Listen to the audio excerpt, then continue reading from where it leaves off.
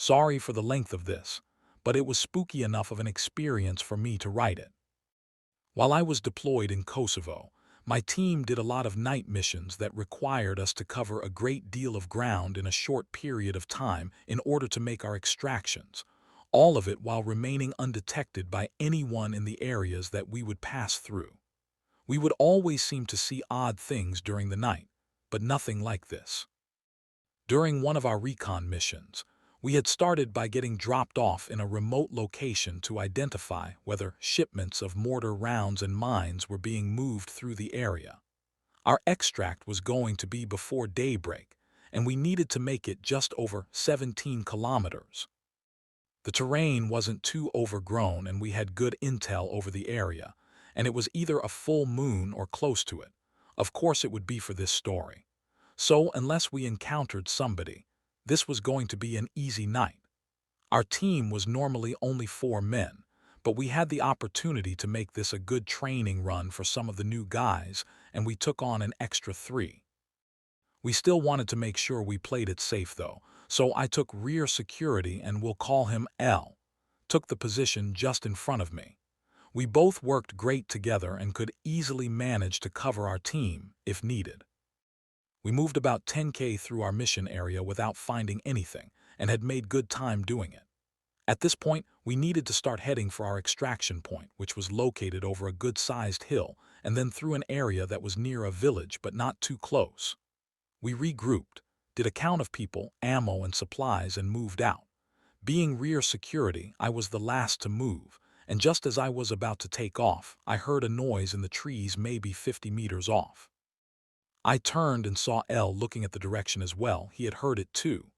Everyone else was still moving, since the new guys were in the middle and were not used to looking back every 20 m to spot your security. We were getting left.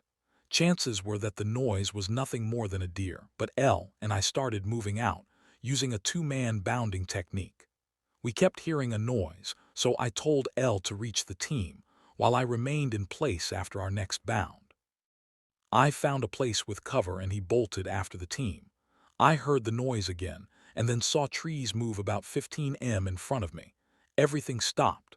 2 minutes went by with me being very quiet, controlling my breathing and watching my front and sides. L and my team were slowly making their way to engage whatever had been following us. They came up on the sides and surrounded the area I signaled to. Once in position, I moved up.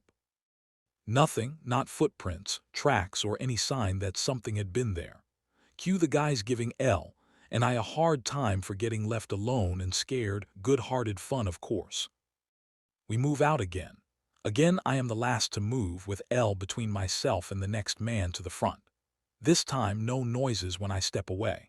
After about 2K we come up to an orchard that we need to move through. The light from the moon was really bright and the trees were spaced, so we used them for cover as we stayed near the middle of the orchard. Just before I enter, I hear the noise again. This time, I thought I heard a little girl giggling. Not something that my imagination would make up on its own. I was expecting wildlife, if anything. This time, L had taken off an additional 20 m and turned to wait for me. I moved to my location and he moved out again. I was crouched next to a tree watching for anything. All of a sudden, the tree I was next to caught my attention. In the knots on the tree, I could see a face that looked like a person. As I squinted and looked more closely, a little girl's face appears and she turns at me smiling, waving a little hand and giggles, not maliciously, then disappears back into the tree. I am in absolute shock at this point, and there is not a chance in hell that I am going back to my team to report what I just saw. So instead, I bolt and catch up to L and keep my mouth shut. Recognizing that I likely have lost my mind, I am not going to talk about anything.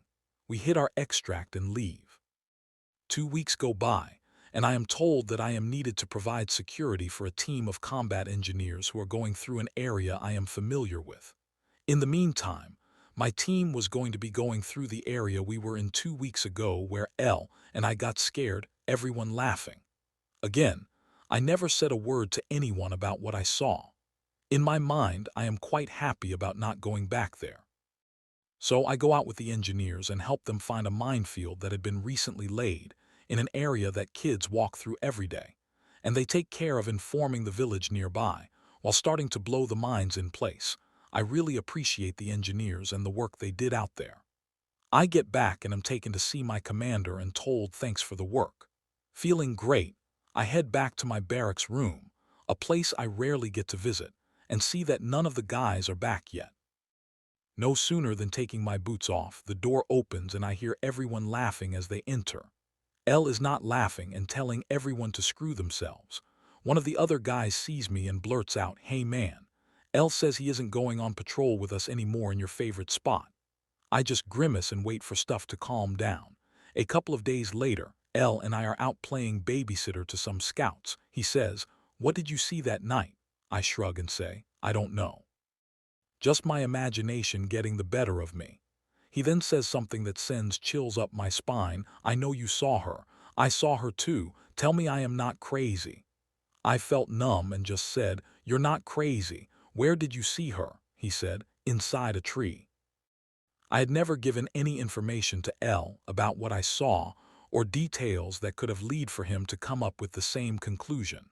When I saw the girl in the tree, Elle was 40 m away from my location and could not have even seen me looking at the Tsayo.